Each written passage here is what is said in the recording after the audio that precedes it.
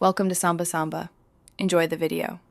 In this video, I will explain how to draw the Lamborghini Huracan Evo. Start by lightly sketching the car's basic shape, focusing on its low, wide stance. Use simple geometric forms to establish the main proportions and perspective. This initial step is crucial for ensuring your drawing is accurate and well-balanced from the beginning.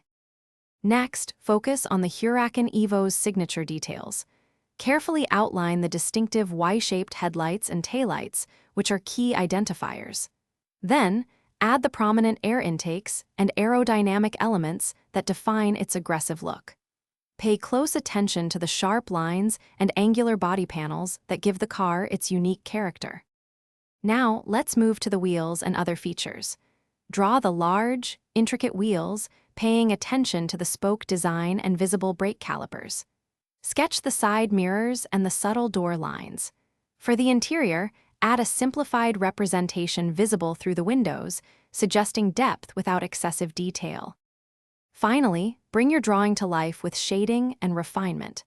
Apply shading to create depth and highlight the car's dynamic contours. Use varying line weights to emphasize certain features and add realism.